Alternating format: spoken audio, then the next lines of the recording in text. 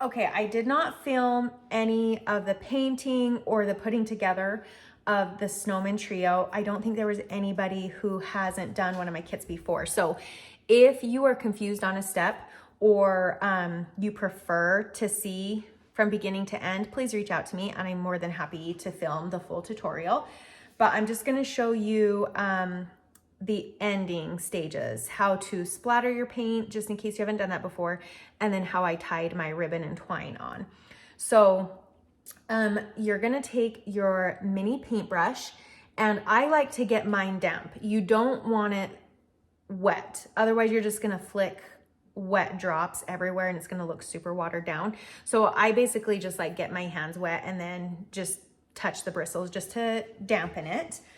Then you're going to lightly, very lightly dip into your white paint. If you can see how light I did that. Then I stay fairly high above my project, just in case there's big splatters. And then I start flicking and I move towards my project as it seems like the paint is thinning. And then the same thing. After that first initial dip, I tend to flick once or twice off to the side to get rid of most of the big globs. Also, if you haven't noticed, I should have said, you need to protect your surface. This is just like some packaging material that came in an Amazon package. This is very messy. I myself am wearing an apron. Yeah, it gets everywhere sometimes.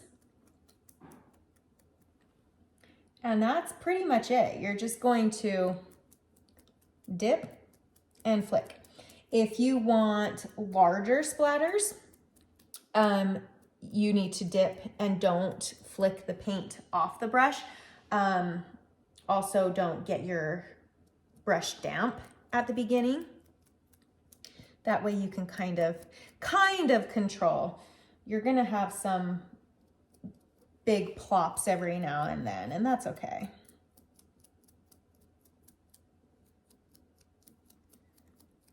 And then just repeat this. Don't forget your stands. So I'm gonna finish this. I'm gonna let it completely dry, and then I will come back on when it's time to tie the ribbon and string. Okay, once all of your pieces are completely dry, I'm gonna just show you how to do the ribbon and the twine. So let's go ahead and start off with this little guy. We are going to take our ribbon and I just kind of fold it in half. And I'm going to, actually, I think I did it. I want to do it this way because the other snowman has to go a certain way. I like to pinch this little corner piece just because it makes it a little easier to tighten around his neck. And then that's it. And then I just kind of tighten it. You can do a whole knot. Sometimes I do a knot, but this is wired ribbon, so it should stay. If you just do one, it will give you a longer scarf. If you are gonna if you plan on cutting off some of the scarf to make it shorter anyways, you can go ahead and double knot it. And then I flatten these pieces out, and I'm gonna go ahead and trim this one. And if you have little bits of wire that are sticking out and you don't want it to poke you, they trim down very easy with a normal pair of scissors. So you can leave it like that, but I like to trim, like I just kind of cut just a few down just to kind of give it that like, what is it? What is that material called? Is it? It's not flannel. It's not felt. Fleece. That fleece look. And that is it for him. And he goes in this stand. And then this guy, I'm going to fold this in half. Now you want to make sure that you're careful with this shovel. Since it doesn't have a backing to it, you don't want to like put a lot of pressure down on this or you're going to snap the shovel head off. And that goes for putting him in the stand. Like when you put him in the stand, just hold his body and put him down. Don't grab the shovel and yank it back and forth. Anyways, so I just kind of shimmy. That was kind of, I went off on a tangent there. Shimmy that in between the shovel and his neck. And same thing, I kind of squish that down because it just makes it, it gives it a little bit of a tighter tie. And then I'm just going to tie it around one time and then bring that around. This one turned out a lot more even, so I'm not gonna trim that. And then I'm just gonna cut a couple strands.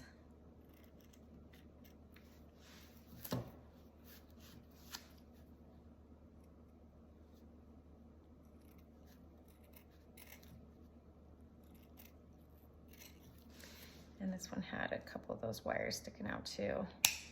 I go back and forth. Like, I love wired ribbon, but I also hate wired ribbon. Okay. Oh, I forgot. He also had, no, he did not. It was this one. I said that he was done. I lied. Okay. So this tag goes with this one. That's why I should have my reference photo in front of me, and I don't.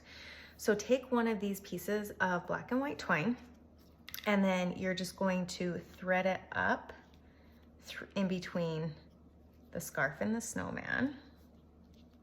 Come on, guy. And then if this starts to fray, you can always get like a little piece of Scotch tape, and like a very tiny piece, and put it on the end to make that a little bit easier to thread. I tried to make the hole big enough that you didn't have to worry about it. Now I try to get my twine as close to this knot as I can. I kind of match up the end so that I don't have a huge lopsided bow. And then you have a couple options here. You can just either tie it just in a plain knot, or I tied mine in a bow because I kind of thought that looked a little bit cute mixed with the scarf. So that is him. He's actually finished this time. I'm gonna set him over to the side. And then this one, same thing. I probably just needed to show you one, but match them up by half. I'm gonna squish this down.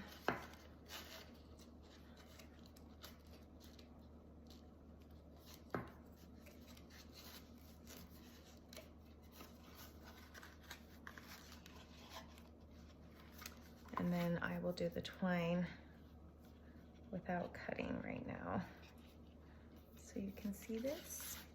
If you have any questions on these trios, since I didn't show any painting, please reach out and I would be happy to help or film or whatever you need. But you guys are pros, so I don't even know if you'll need this video.